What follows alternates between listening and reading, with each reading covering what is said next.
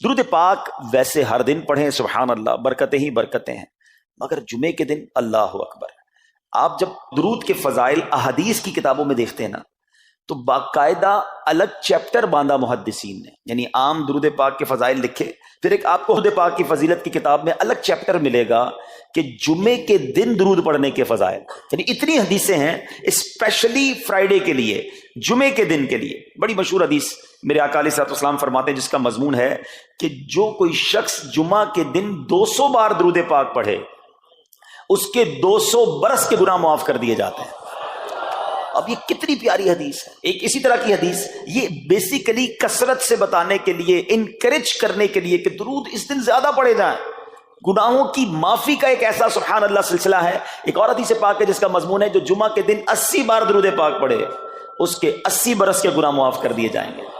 تو یہ دن تو سبحان اللہ گناہ گاروں کی بن آتی ہے، گناہ گاروں کو موقع دیا جاتا ہے کہ پورے ہفتے میں اگر کوئی کمزوری رہ بھی گئی ہے تو اب جمعہ آ گیا ہے، اب درود پڑھ لو، اب تلاوت کر لو، اب دعائیں کر لو، اب اللہ سے رجوع لے آؤ۔ یہ جمعے کا دن سبحان اللہ، مفتی احمد یار خان نعیمی رحمت اللہ تعالی علیہ فرماتے ہیں، جمعہ کے دن کوئی نیکی کی جائے، اللہ کی بارگاہ میں جمعے کا شرف اور مقام اتنا اعلیٰ ہے کہ جمعہ کی ایک نیکی 70 گنا اس کا ثواب عطا کیا جاتا ہے، ملٹی پلائی بائی 70۔ سوچئے، اب سمجھدار لوگ بیٹھے ہیں، کاروباری لوگ بھی بیٹھے ہوں گے، ہمارے یہاں نارملی سپر اسٹور پہ یا کسی جگہ پر مارکیٹس وغیرہ میں اسکیم لگتی ہیں، 25% discount, 50% discount, buy one get one free, ایک خریدو دوسرا فری۔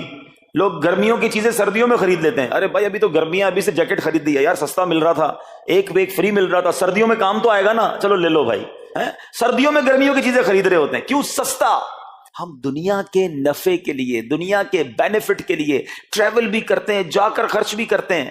مجھے اچھی طرح یاد ہے، افریقہ کے غالباً ایک ملک میں تھا، تو بارڈرز ملے ہوئے ہوتے ہیں، ہم بارڈر ہم نے کراس کیا، ایک ملک کا جیسی بارڈر کراس کیا، بارڈر کراس کرتے ہی ایک بہت بڑا، ویرانہ تھا لیکن بہت بڑا شاپنگ مال بنا ہوا اور گاڑیوں کی قطاریں۔ تو میں نے اسلامی بھائی سے پوچھا، یار اس ویرانے میں اتنا بڑا شاپنگ مال اور اتنی گاڑیاں؟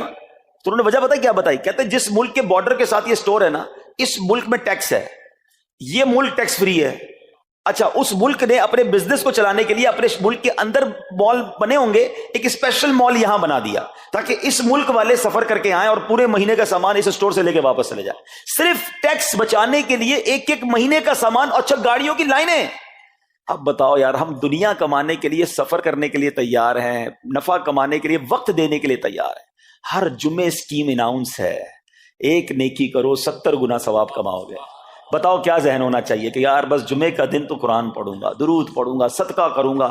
سبحان اللہ، ڈھونڈ ڈھونڈ کے ہمارے صحابہ علیہ رضوان ڈھونڈ ڈھونڈ کے نیک اعمال کرتے تھے کہ یہ بھی عمل کر لوں، یہ بھی کر لوں، اور جمعے کے دن اسپیشلی۔ تو اللہ کرے ذہن میں یہ بات بیٹھ جائے کہ میں نے جمعے کو زیادہ نیکیاں کرنی ہیں۔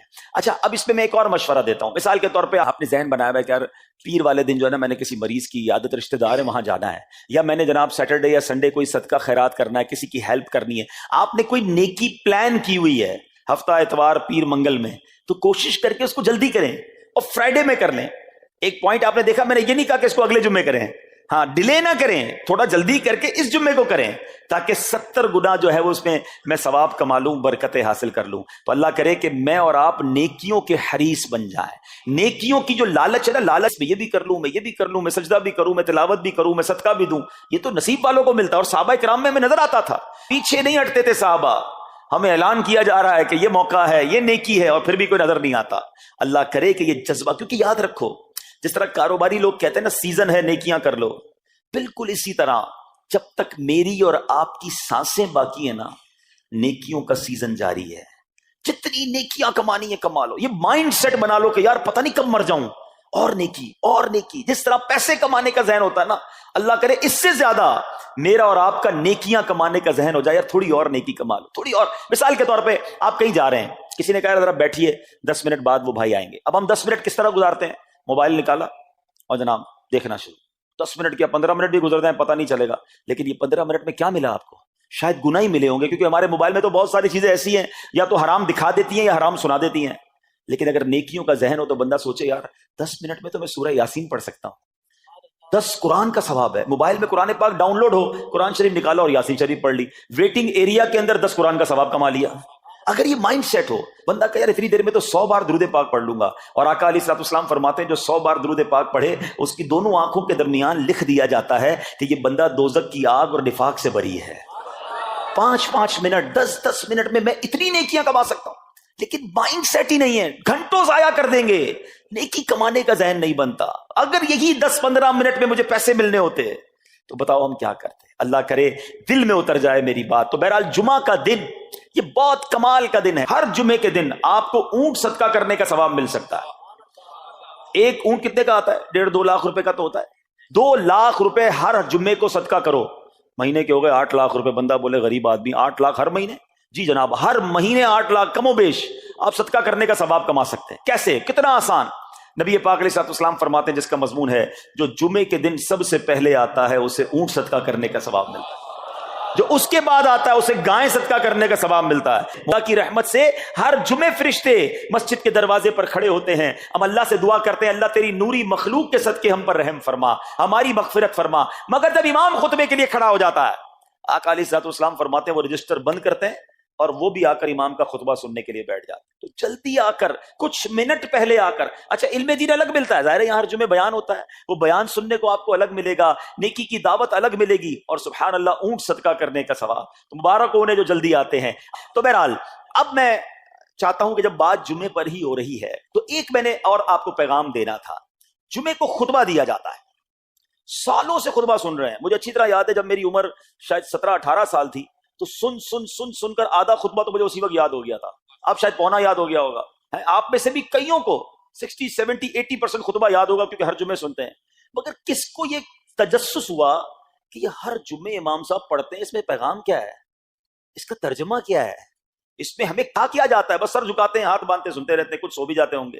ارے اللہ کے بندو سوچو تو صحیح کہ ہر جمعے کو سنتا ہوں, آدھا پونا یاد بھی ہو گیا, پیغام کیا ہے؟ 2 باتیں, ایک حدیث پاک اور ایک خوبصورت پیغام. ہر جمعے کو آپ سنتے ہیں, ٹھیک ہے. حدیث ذرا سنیے گا. اللہ کے حبیب علیہ الصلوۃ والسلام فرماتے ہیں البر لا یبلا والذنب لا ینسا والدیان لا یموت. سنے ہوئے نا یہ الفاظ؟ ایسا لگ رہا ہے کہ یار یہ الفاظ تو کانوں میں ہر جمعے آتے ہیں, ٹھیک ہے. آگے فرمایا اعمل ما شئت کما تدین تدان.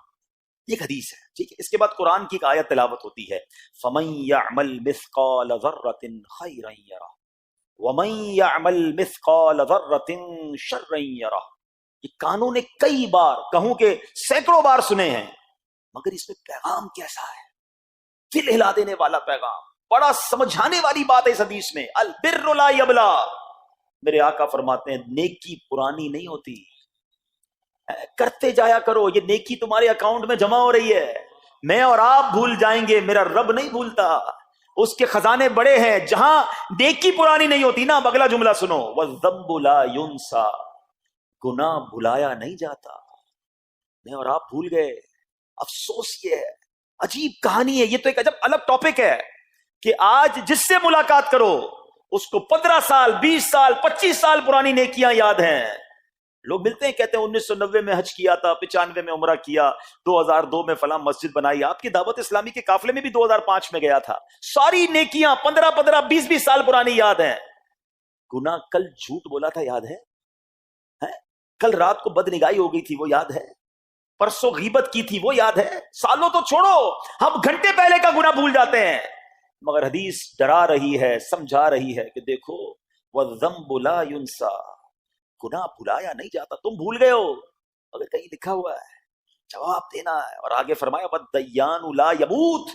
فرمایا کہ جو فیصلہ کرنے والا ہے اسے موت نہیں آتی. اللہ کو موت نہیں آنی, میں اور آپ مر جائیں گے. جس نے ڈیسیشن لینا ہے, جس نے فیصلہ کرنا ہے, اسے موت نہیں آنی. پھر آگے فرمایا اعمل ما شئت کما تدین تدان. کر لے جو کرنا ہے, جیسی کرے گا ویسی بھرے گا. پھر قرآن کی یہ آیتیں سمجھا رہی ہیں فمن یعمل مثقال ذرۃ خیرا یرہ. جو ذرہ بھر نیکی کرے گا, بھلائی کرے گا, وہ دیکھے گا. وَمَن يَعْمَلْ مِثْقَالَ ذَرَّةٍ شَرًّا يَرَهُ. کہ جو ذرہ بھر برائی کرے گا وہ بھی دیکھے گا. یہ اتنا شاندار جمعے کا پیغام ہر جمعے خطبے میں دیا جاتا ہے. اللہ کرے یہ دل کی گہرائیوں میں اتر جائے، دروازہ بند کر کے، اندھیرا کر کے، اکیلے میں گناہ کرنے والا سوچے کہ ٹھیک ہے دنیا میں کوئی نہیں دیکھ رہا مگر میرا رب دیکھ رہا ہے، مجھے اس ذرہ بھر گناہ کا بھی جواب دینا پڑے گا۔ لوگ کہتے چھوٹی سی بات ہے یار، چھوٹا سا گناہ ہے، ٹھیک ہے چلتا ہے، سبھی تو کرتے ہیں۔ نہیں جناب، وہ نقطہ نواز ہے، وہ معاف کرنے پہ آئے تو 100 بندوں کے قاتل کو معاف کر دے، اور وہ پکڑنے پہ آئے تو ایک نقطے پر پکڑ فرما دے۔ ہمیں ڈرنا ہوگا، ہمیں خوف اپنے دل میں طاری کرنا ہوگا، کیونکہ یہ گناہ میری آخرت میں میری پکڑ کا سبب بن سکتے ہیں۔ بالکل اسی طرح چھوٹی چھوٹی نیکیاں سمجھ کے چھوڑ دیتے ہیں، یار سنت غیر موقدہ ہی ہے نا، نفل ہی تو ہے نا، سنت ہی تو ہے نا، ٹھیک ہے درود پڑھنا چاہیے، نہیں پڑھا تو کوئی بات نہیں۔ ارے یار کون اجتماع میں جائے، کون درس میں بیٹھے، صدقہ دینا کوئی واجب تو نہیں، زکات تو پوری دیتا ہوں، چھوٹی چھوٹی نیکیاں سمجھ کر چھوڑتے ہو۔ ارے وہ تو کتے کو پانی پلانے والے کو اس سبب سے بخش دیا کرتا ہے، راستے سے پتھر ہٹانے والے کو بخش دیا کرتا ہے۔ فرمایا نا البر لا یبلا، نیکی پرانی نہیں ہوگی، کرتے جایا کرو۔ اللہ کرے کہ یہ ذہن بن جائے کہ بس میں زیادہ سے زیادہ نیکی کروں، تو لوگوں کے دلوں میں خوشی داخل کروں، مسلمانوں کی خیر خواہی کروں۔ اس ایک ہی حدیث پر، ان آیتوں پر میں مزید بھی بہت بات کر سکتا ہوں، لیکن میں نے اشارہ دیا کہ ضرور اس پر توجہ دیں۔ اور ایک شاندار پیغام ہر جمعے میں ہم سنتے ہیں، کیا شاندار وہ پیغام ہے، وہ پیغام ہے الا لا ایمان لمن لا محبت له۔ یاد ہے سب کو، جمعے میں سنتے ہو نا، اور 3 بار کہتے ہیں امام صاحب، الا لا ایمان لمن لا محبت له، الا لا ایمان لمن لا محبت له۔ کبھی تو امام صاحب کو روکتے، حضور یہ ہر جمعے کو پڑھتے بتائیں تو اس میں ہے کیا؟ نہیں ہمیں کیا ضرورت ہے، بس جمعہ ہو گیا، بس ٹھیک ہے، ٹائم پورا ہو گیا، فرض پورا ہو گیا۔ ارے اللہ کے بندو سمجھو تو صحیح، اس میں میسج کیا ہے؟ اللہ اکبر، سنو اس کا مطلب کیا ہے، سنو، الا لا ایمان لمن لا محبت له، سن لو اس کا ایمان نہیں جس کے دل میں نبی پاک سے محبت نہیں، ایمان ہی نہیں ہے۔ ارے جس دل میں نبی پاک سے محبت نہیں، اس کا ایمان ہی نہیں ہے۔ اعلیٰ حضرت امام اہل سنت ایسے ہی نہیں لکھتے کہ اللہ کی سرتابہ قدم شان ہے یہ، انسان نہیں انسان، وہ انسان ہے یہ۔ قرآن تو ایمان بتاتا ہے انہیں، اور ایمان یہ کہتا ہے میری جان ہے یہ۔ ایمان کمپلیٹ ہی نہیں ہوتا نبی پاک علیہ الصلوۃ والسلام سے محبت کے بغیر۔ اور یہ بات ایسا لگتا ہے انفارچونیٹلی کہ غیر مسلم جانتے ہیں، تبھی تو وہ سازشیں کرتے ہیں۔ انہیں پتا ہے، آپ بتائیں دنیا کے کس ملک میں نماز روکی جاتی ہے؟ نہیں روکی جاتی۔ مسجدوں کی تعمیر ہو رہی ہوتی ہے، تلاوت قرآن ہو رہی ہوتی ہے، کوئی نہیں روکتا، قرآن چھپ رہے ہیں۔ لیکن بار بار اگر حملہ ہوتا ہے، بار بار اگر اٹیک ہوتا ہے، تو اس لیے ہوتا ہے کہ ان مسلمانوں کے دلوں سے ان کے نبی کی محبت کو نکال دو۔ ان مسلمانوں کے دلوں میں اگر یہ محبت رسول رہ گئی تو یہ پھر بھی دوبارہ آ کر یکجا ہو جائیں گے، ایک ہو جائیں گے، نیک ہو جائیں گے۔ کسی طرح دل سے محبت رسول صلی اللہ تعالی علیہ وسلم نکالی جائے، اور اسی وجہ سے یہ ساری سازشیں کی جاتی ہیں۔ معاذ اللہ، نبی پاک علیہ الصلوۃ والسلام کی گستاخیاں کی جاتی ہیں تاکہ چیک کیا جائے ان پر اثر بھی پڑتا ہے کہ نہیں، کوئی اوپر نیچے ہوتا بھی ہے کہ نہیں، کہ اپنی دنیا میں مگن ہے، اس کو احساس ہی نہیں ہے۔ میرے میٹھے اسلامی بھائیوں، دنیا کا دستور ہے جب کسی چیز کی ڈیفیشینسی ہو جائے نا تو اس کی ایفیشینسی بڑھائی جاتی ہے۔ مثال کے طور پہ کسی کے جناب جسم میں وٹامن ڈی کم ہو، ہم کیا کرتے ہیں، وٹامن ڈی کی ٹیبلٹس لے کر اس کو پھر بڑھاتے ہیں۔ کیلشیم کی کمی ہو، ڈاکٹر کہتا ہے بھائی تھوڑی کیلشیم کی دوائی پیو، تمہارے اندر کیلشیم کی کمی ہو رہی ہے۔ جب کسی چیز کی کمی کی جائے اس کو بڑھانے کی کوشش کی جاتی ہے۔ اگر یہ دنیا کے چند لوگوں کا یہ پلان ہے کہ مسلمانوں کے دلوں سے عشق رسول نکالو، تو اب میرا اور آپ کا کام یہ ہے کہ انشاءاللہ عشق رسول کو اب اضافہ کریں گے، اب نبی پاک کی محبت میں اور اضافہ کریں گے، سرور کائنات علیہ الصلوۃ والسلام کی محبت میں زندگی گزاریں گے، خود بھی سچے عاشق رسول بنیں، اپنی نسلوں کو عاشق رسول بنائیں۔ اللہ سلامت رکھے میرے پیر و مرشد کو۔ 30 سال پہلے، یہ آج کل کا شعر نہیں ہے، اب بچپن سے یہ نعت سن رہے ہیں، کم و بیش 25-30 سال پہلے میرے مرشد نے کیا پیاری التجا پیش کی، اپنی نسلوں کے لیے کیا ہمیں پیغام دیا۔ کہتے ہیں میری آنے والی نسلیں تیرے عشق ہی میں مچلیں، میری آنے والی نسلیں تیرے عشق ہی میں مچلیں، انہیں نیک تم بنانا مدنی مدینے والے۔ یہ ہے پیغام دعوت اسلامی کا کہ ہم بھی عاشق رسول بنیں، کسی صورت ہمارے دل سے عشق رسول کم نہ ہو، اور جناب ہماری نسلوں میں ہم عشق رسول اتاریں۔ تو مجھے اور آپ کو اس ڈیفیشینسی کو ایفیشینسی میں، اس میں اضافے کا اہتمام کرنا ہوگا۔ اب آئیے دیکھتے طریقے کیا ہیں، کیسے عشق رسول بڑھے گا، کیسے دلوں میں محبت رسول بڑھے گی۔ کیونکہ جمعے کا یہ اعلان ہر جمعے سنتے ہو، الا لا ایمان لمن لا محبت له، وہ ایمان ہی کامل نہیں ہے، وہ ایمان ہی کمپلیٹ نہیں ہے جس دل میں عشق رسول نہیں ہے۔ تو عشق رسول بڑھے گا کیسے جناب؟ تو دنیا کا بڑا سمپل فارمولا ہے کہ عشق بغیر اطاعت کے کمپلیٹ ہی نہیں ہوتا۔ دنیا میں بھی آپ جس سے محبت کریں، ہو ہی نہیں سکتا کہ آپ جس سے محبت کریں اس کی بات نہ مانیں، ایسا ہو سکتا ہے؟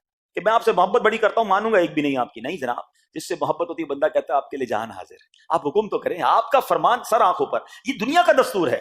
تو اگر آپ واقعی نبی پاک سے محبت کرتے ہیں یا سچے عاشق رسول بننا چاہتے ہیں تو پھر فرمان رسول پر عمل کرنا ہوگا، نبی پاک کے طریقے پر عمل کرنا ہوگا، اطاعت رسول کرنی ہوگی، تبھی آپ سچے عاشق رسول کہلائیں گے. یہ ہو نہیں سکتا کہ ایک طرف تو میں نعرہ لگاؤں کہ غلامی رسول میں موت بھی قبول ہے اور دوسری طرف نبی پاک کا طریقہ قبول نہ ہو، نہ سچ قبول ہو، نہ مسلمانوں کی خیر خواہی قبول ہو، معاذ اللہ، نہ سنتیں قبول ہو، نہ نماز قبول ہو.